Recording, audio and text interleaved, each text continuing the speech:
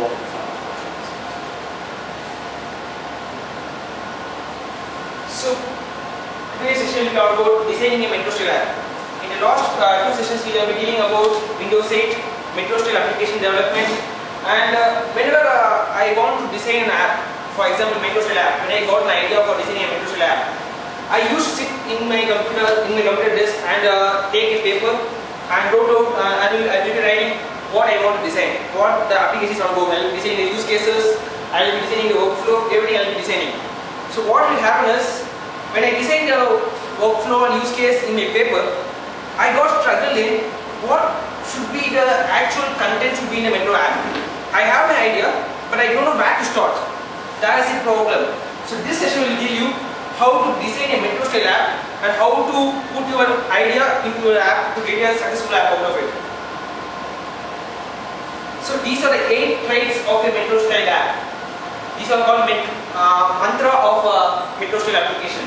These 8 traits should be followed to get your app more successful in Windows 8 Store and also in the market. So these are the 8 traits which has been released by Microsoft in a build conference. We will be dealing about each of the trait in the upcoming slides. So the first one is metro style design. So whenever you see a metro app, I damn love it because the content comes before the Chrome. If you see the traditional app, traditional software apps like in Windows 7 or those apps, for example RSS Reader or note taking app, there is a Chrome which will be projected first. For example, navigation, button menus, top down menus, or toolbars or 3D controls, that will be projected first. But in metro style app, the content comes before the Chrome. The user's idea, user's views will be coming first.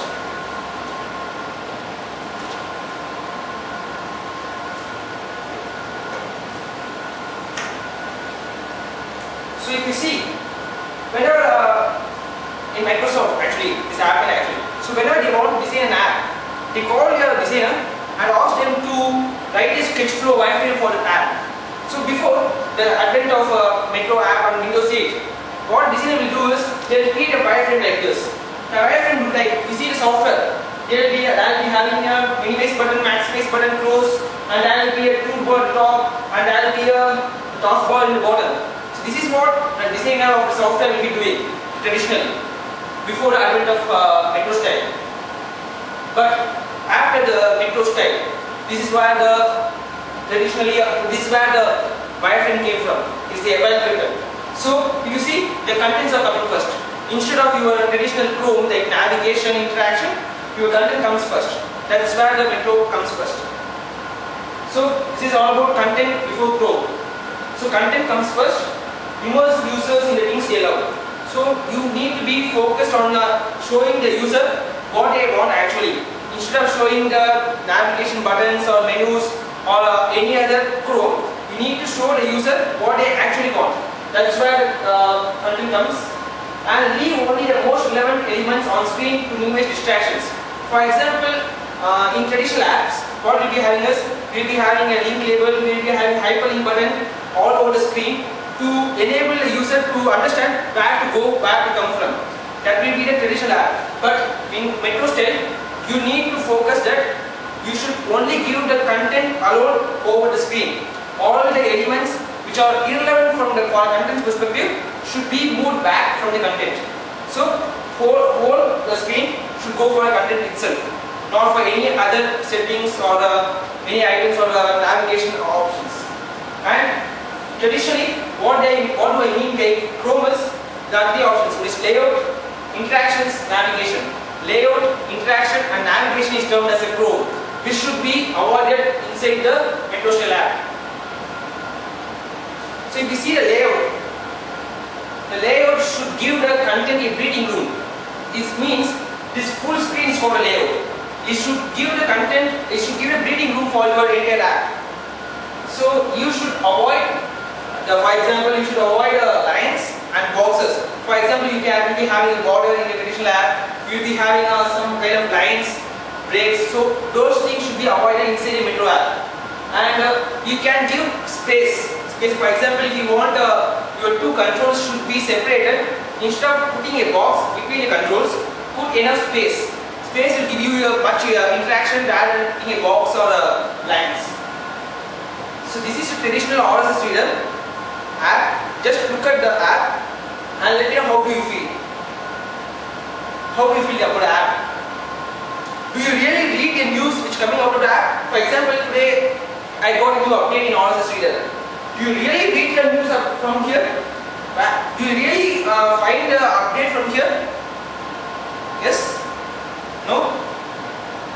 Do you really find the update? It's difficult to find the update.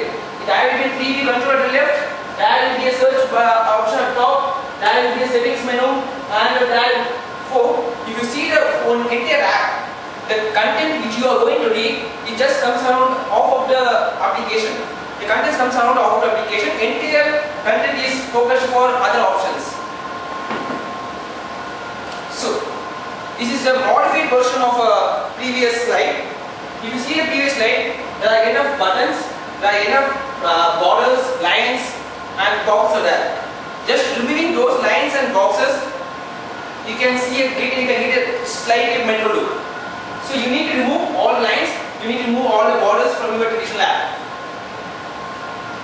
And you can give enough spaces. If you see this app, the enough spaces will give you a breathing room for your content.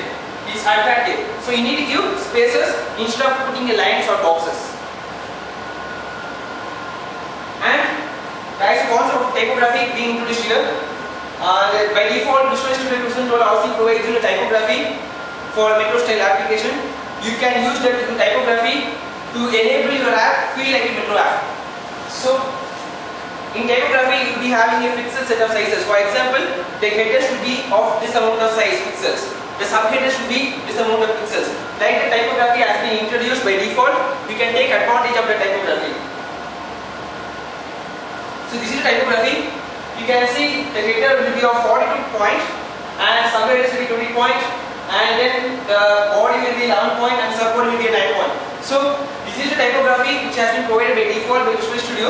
You can, whenever you create a project in say Visual Studio 2012 RC, by default this template will be alive. So you don't want to override the template. If you override the template, maybe your application's metro field will go away.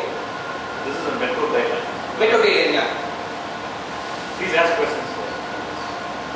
Whenever you have questions, just throw the questions in the entry itself. I will be ready to answer it.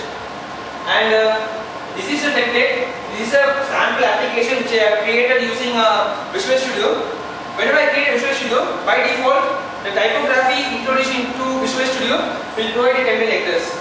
You can see the header is a 42 point, the subheader is a 20 point, and all the content topic of the header will be of 11 point, and subbody will be of 9 point. This will give you the metro look. You can see, okay, all the metro apps will be similar like this. So the user will feel, okay, this is what a metro app is. See, whenever you have a traditional application like a content application, Chrome application I mean. So traditional application which you have in Windows 7, you will be having a Chrome. That is Chrome in the sense you will be having a traditional layout, traditional navigation, which will give you, okay, I am using this app, I know how to use this app. You will be having a help file, you will be having all necessary guidelines. But in this metro app, your Chrome will be replaced by your content. I mean, you should not include any Chrome. So in that case, what should be the important factors?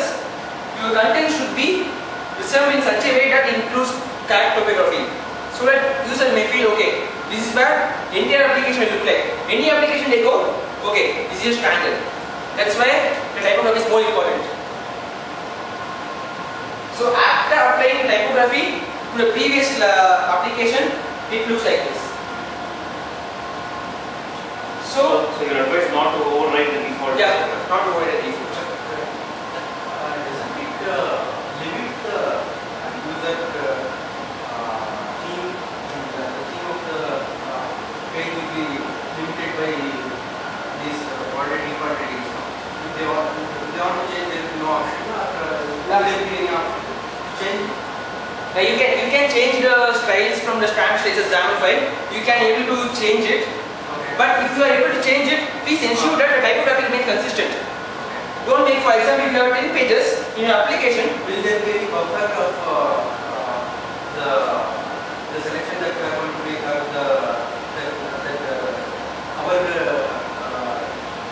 our typography. So we need to make any buffer so that after the usage of that particular user, if the next person comes and uses the same system for the same page, so this setting should be can be eliminated with the buffer kind of. I complete what you mean. So see, if you are a person and you want some different typography, okay, so you change the headlines with some other font and the next and some other font, and you go away, and I come, and I want to use a different typography. How do I do that? Yeah, you can just override the text in the Is there any buffer that? Yeah, you can. Before you can override the style tablet. Okay. So you can override. So you can override the typography which has been provided, but it is not recommended. So the reason is, if you change the typography, your app look will differ. Because of the app look will differ, the consumer will feel differ. That's what the reason is. Yeah, I think it's about maintaining the consistent user experience. So the user knows what to expect when they're looking at a Metro app. Yeah, absolutely. If you see, if I go to first page, and I come to next page, the user, if you use a standard typography, they will feel, okay, the topic will be say over there itself. So my focal point will go directly over there. Instead of going somewhere else, my focal point will go directly to the page where the typography is setting.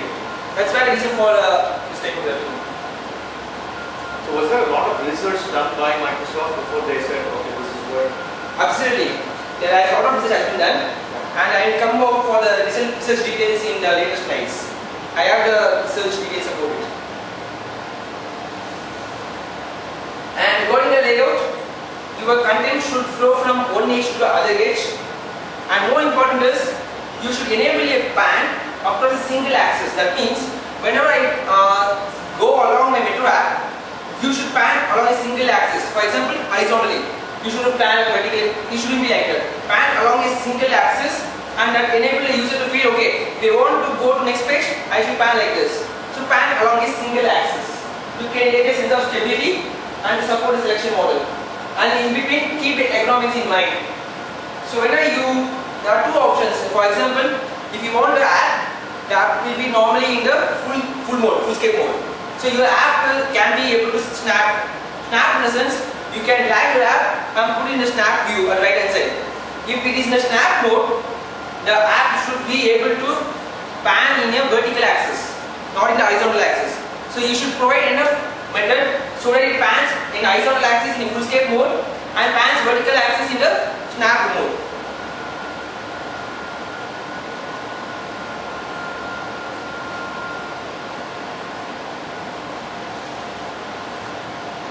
So this is a slide. So after applying the pan, this is where the application looks like. A traditional RSL reader, after applying the Metro guidelines of layout and removing the boxes, lines, breaks and everything, the app is converted like this. So now feel the app. So how do you able to read the content? Your content comes first. So you can understand, okay, this is the content which comes latest. You can able to read the app, the consumer will feel good better than the previous app.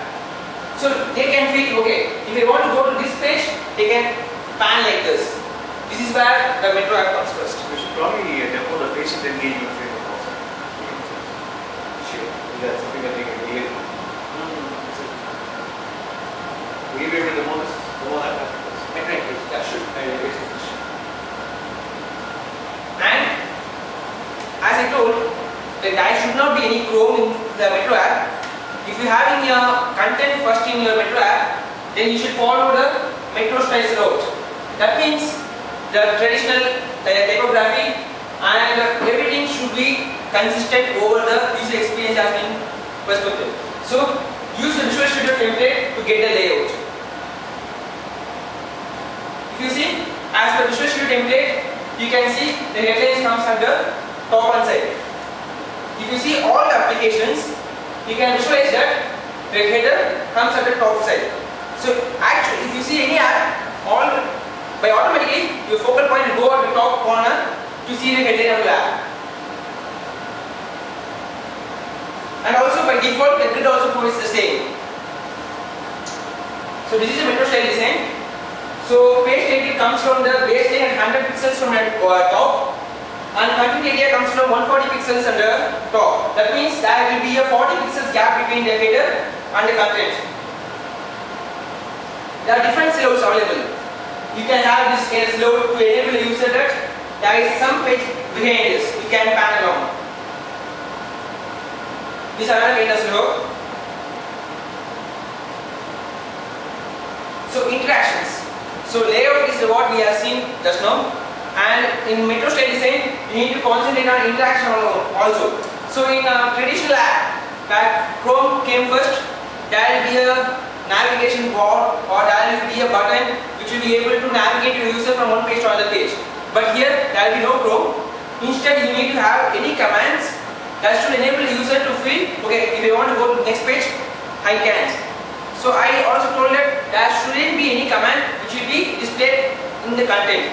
All the commands, all the settings should be moved away from the content. That means you need to integrate commands in somewhere else. So here is a Metro app. You can see there are several topics right over here. There is an arrow button. That means if you want to go into that, you need to press the enter. But this is not recommended. You need to remove each kind of row. You need to remove this. So, and also you can, if you want to enable the user to give you any pop-up, you can give a flyout kind of stuff.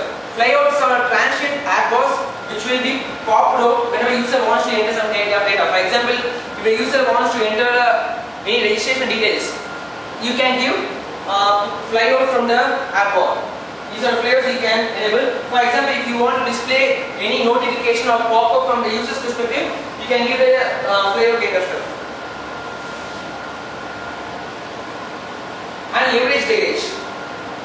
So as I told, your commands, your settings should be removed from the content. So your commands and settings should go in some other way so that user can access it.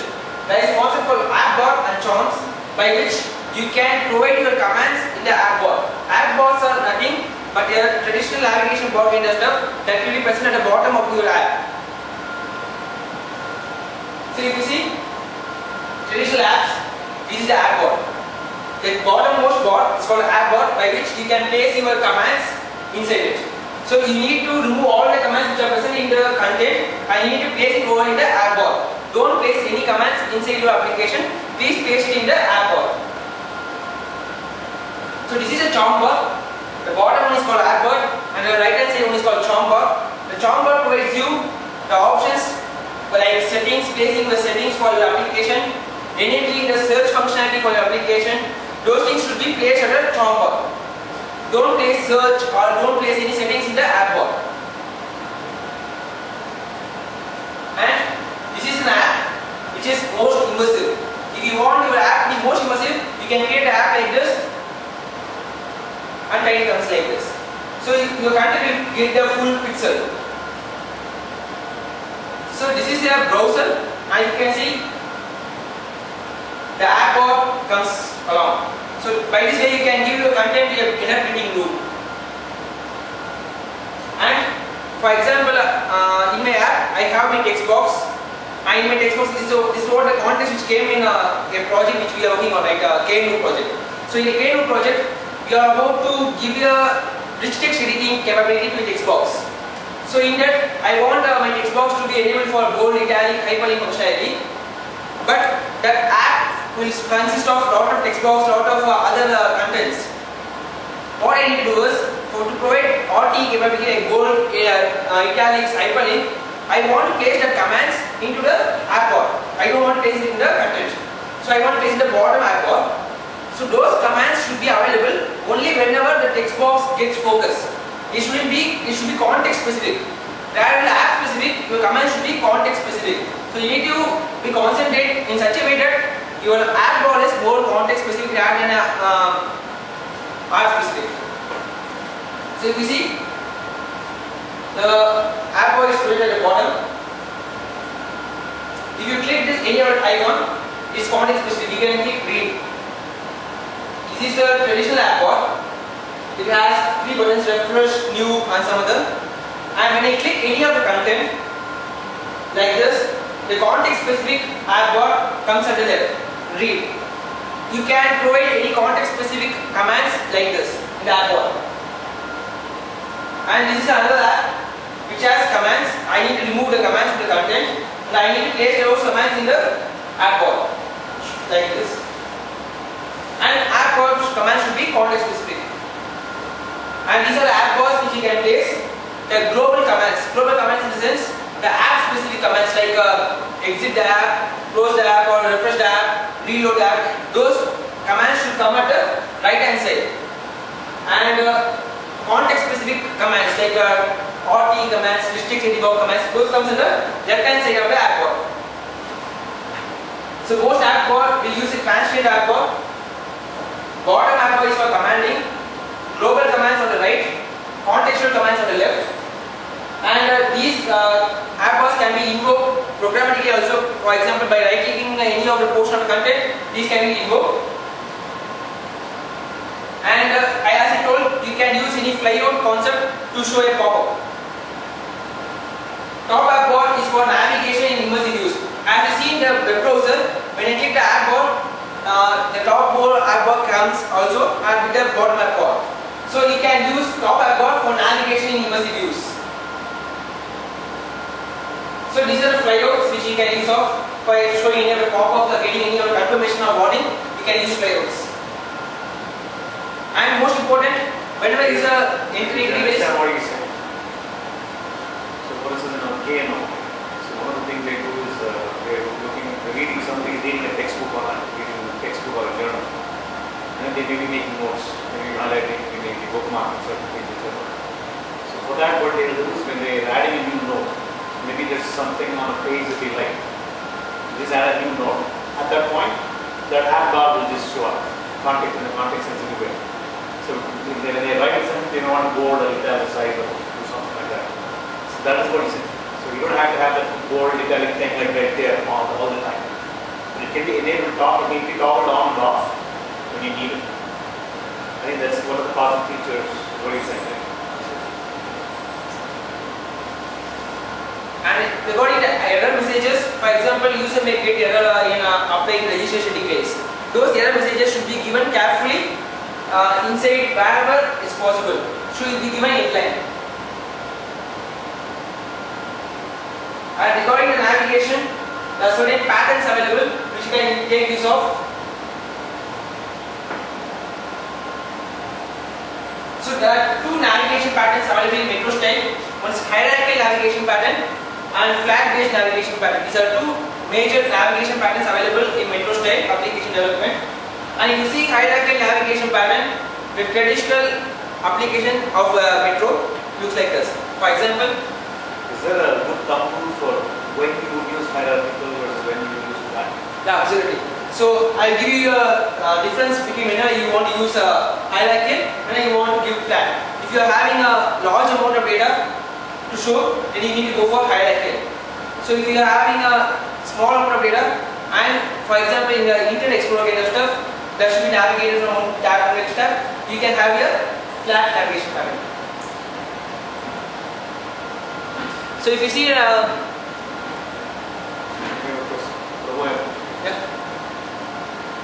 Questions? Did you have a question?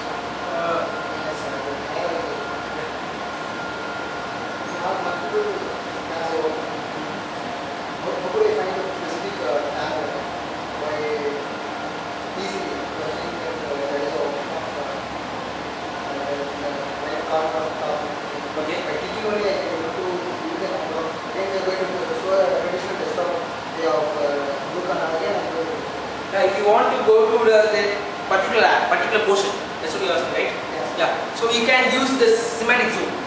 The semantic zoom functionality by which you can zoom out all the things and you can go into a secondary position. For example, I will show a quick demo. This is a news app I am having. This is a news app. So I am having a lot of contents.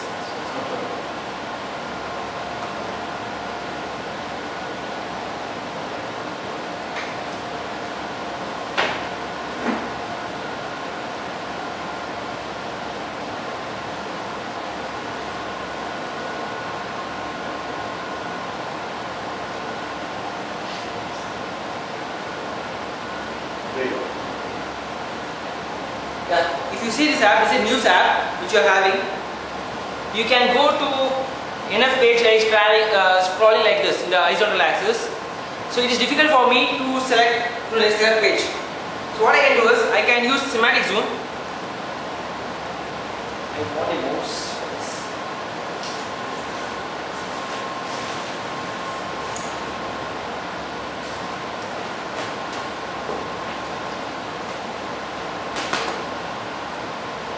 What I can do is I can scroll like this.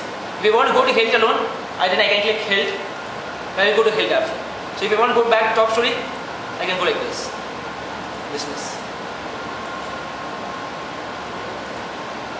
So you can go to the second page, which is semantic zoom. So you guys now understand how this is different from a traditional web page, right? Yeah, absolutely. I think this is where the world is going now. Next, so this is the hierarchical pattern being followed.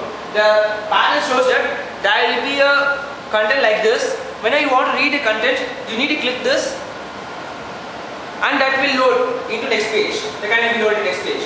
So there will be navigation of n number of pages, the hierarchical pattern. So if you see the Internet Explorer, this is a flat pattern. So what the difference is, you can right click, you can click add a tab. So you can add a number of tabs for this. This is a flat pattern. So these are difference between hierarchical pattern and flat pattern. So if you want to have n number of pages, n number of contents, more contents, you need to go for hierarchical pattern.